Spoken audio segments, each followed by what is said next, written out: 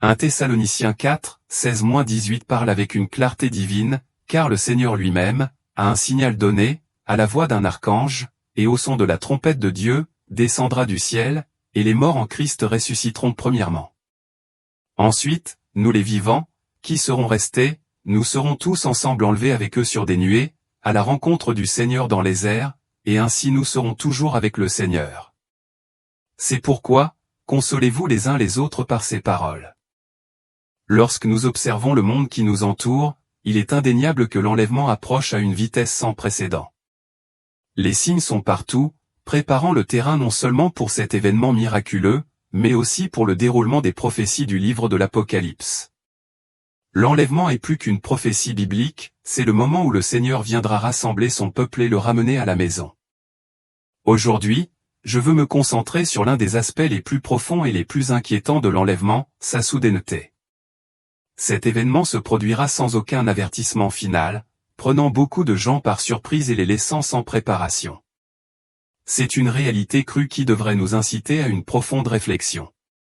Je partage ce message pour vous inciter à réfléchir de manière critique, à examiner votre vie et à envisager sérieusement la nature soudaine de l'enlèvement. Il n'y aura pas de prémonition inquiétante, pas de sentiment subtil que quelque chose de monumental est sur le point de se produire. L'enlèvement aura lieu en un instant, sans aucun préavis, même quelques minutes avant qu'il ne se produise. Cela signifie que les gens vivront leur vie comme ils l'ont toujours fait vaquant à leurs occupations quotidiennes, ignorant que l'un des événements les plus importants de l'histoire humaine est imminent. C'est une pensée qui donne à réfléchir, chers frères et sœurs, un puissant rappel de l'urgence avec laquelle nous devons aborder notre vie spirituelle. L'enlèvement pourrait survenir à tout moment, et nous devons être vigilants et préparés, car nous ne savons pas à quel moment exact il se produira. Beaucoup se sont demandé combien de temps l'enlèvement durera. La Bible nous donne un indice lorsqu'elle dit que cela se produira, en un clin d'œil. Mais qu'est-ce que cela signifie? L'expression « un clin d'œil » fait référence à une période encore plus courte qu'un clignement d'œil. En fait, on estime que ce moment fugace ne dure qu'environ un dixième de seconde. Cela signifie que l'enlèvement se produira avec une telle rapidité et une telle soudaineté que nous serons enlevés auprès du Seigneur avant même de comprendre ce qui se passe. Ce sera littéralement instantané. Cela nous ramène au cœur de ce message, il n'y aura pas d'avertissement final avant l'enlèvement. Le ciel ne changera pas, le temps ne changera pas et les cieux n'annonceront pas cet événement par des signes cosmiques. Il n'y aura pas d'occasion de dernière minute de régler les choses avec le Seigneur. Cela se produira en un éclair, sans aucun avertissement préalable. Qu'est-ce que cela nous dit? Cela nous dit que lorsque l'enlèvement aura lieu, les gens seront engagés dans leurs activités quotidiennes, complètement inconscients de l'événement imminent. Les adultères commettront l'adultère, les fornicateurs se livreront à la fornication, les menteurs continueront de mentir et les personnes sexuellement immorales seront enracinées dans leurs péchés. Les orgueilleux marcheront sur leur chemin vers la destruction, et ceux qui sont consumés par la lascivité, l'idolâtrie, la sorcellerie, la haine, la discorde et la colère seront complètement immergés dans leur voie pécheresse. Le monde sera comme il a toujours été, et pourtant, en un instant, tout changera. Et au même instant, ceux qui appartiennent à Dieu, ces vraies brebis, qui connaissent sa voix, qui l'aiment et qui obéissent à ses commandements vivront dans la fidélité. Tout comme Enoch marcha avec Dieu et fut enlevé, eux aussi seront enlevés pour être avec le Seigneur. La Bible nous exhorte à travailler à notre salut avec crainte et tremblement. Remarquez qu'elle ne dit pas de travailler à notre salut, mais de le travailler. Cela signifie que nous devons prendre notre salut au sérieux, avec la révérence et la diligence qu'il mérite.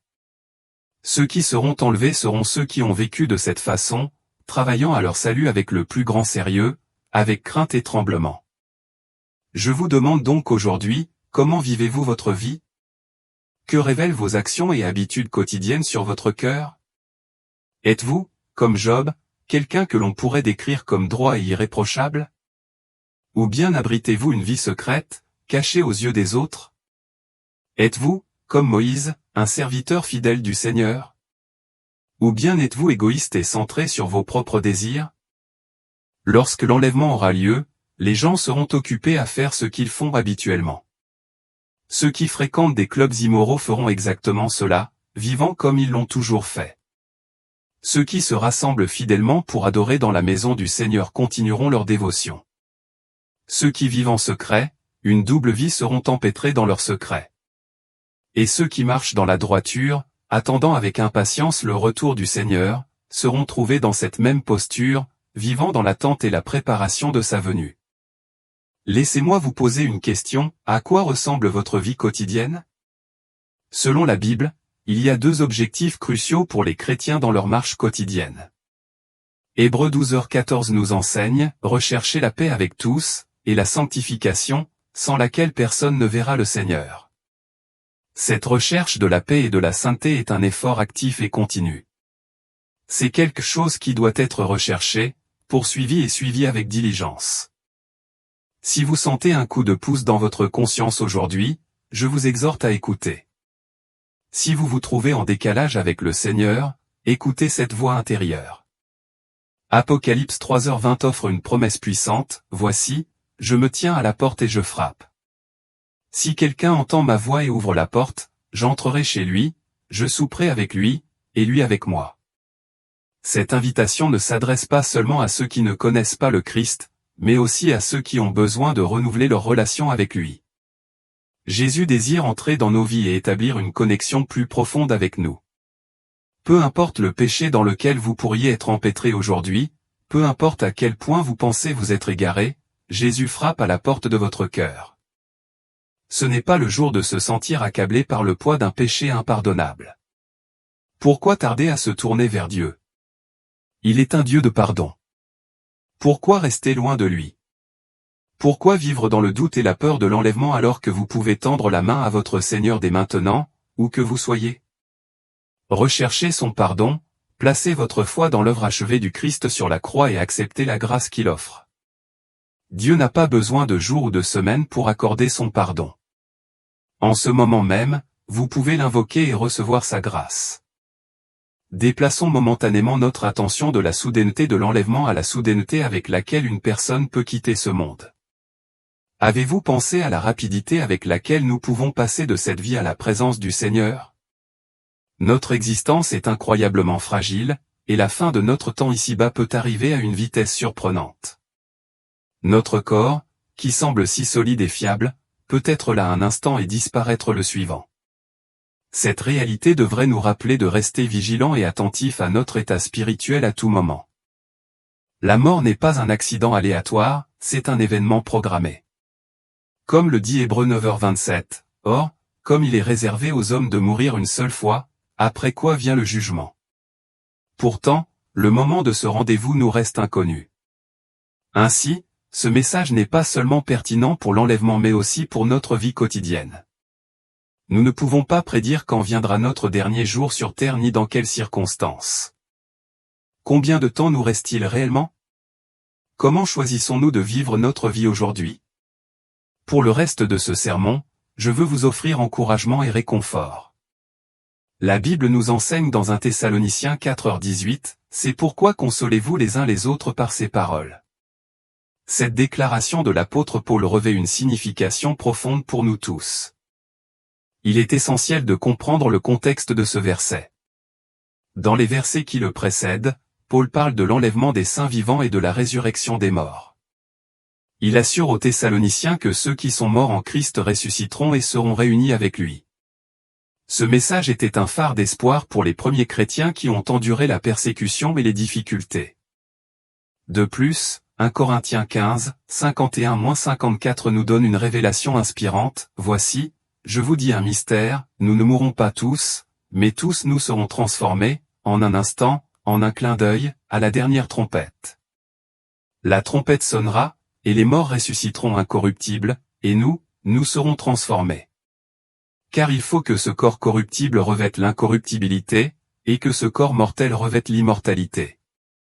Lorsque ce corps corruptible aura revêtu l'incorruptibilité, et que ce corps mortel aura revêtu l'immortalité, alors s'accomplira la parole qui est écrite, la mort a été engloutie dans la victoire.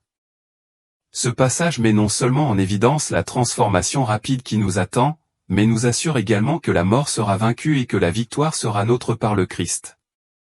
Que cette vérité vous réconforte et vous encourage à vivre chaque jour dans la lumière de l'éternité.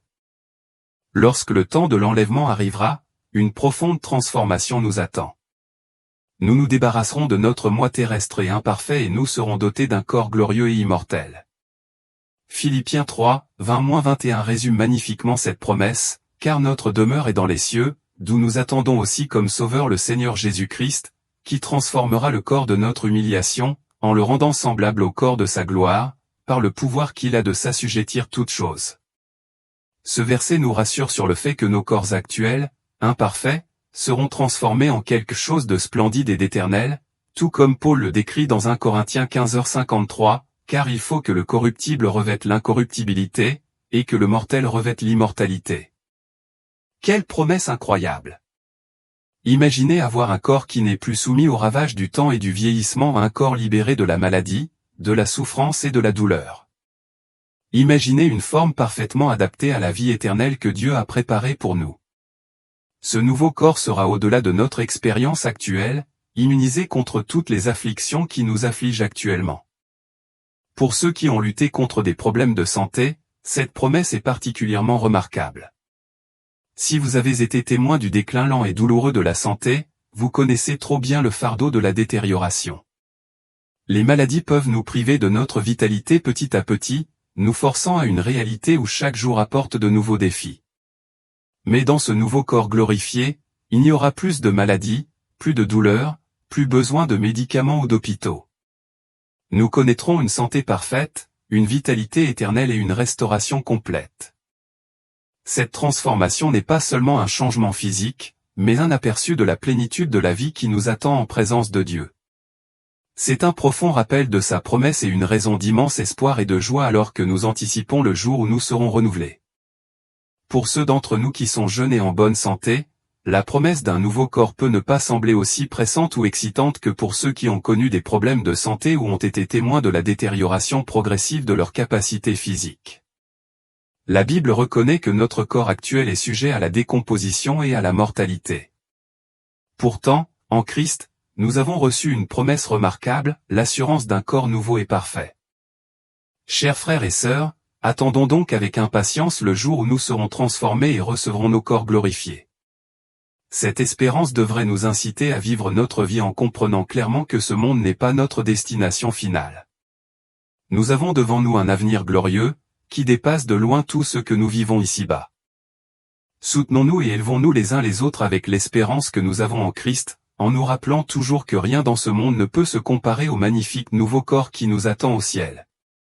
Alors que nous attendons avec impatience l'enlèvement, vivons chaque jour comme si c'était le jour où nous verrions le Seigneur. Travaillez à votre salut avec sérieux et révérence, comme le dit Hébreux 12h14, recherchez la paix avec tous, et la sanctification, sans laquelle personne ne verra le Seigneur. C'est là notre appel, vivre d'une manière qui reflète notre anticipation de la gloire éternelle qui nous attend, incarner la paix et la sainteté dans notre vie quotidienne et nous encourager les uns les autres avec la profonde espérance que nous avons en Christ.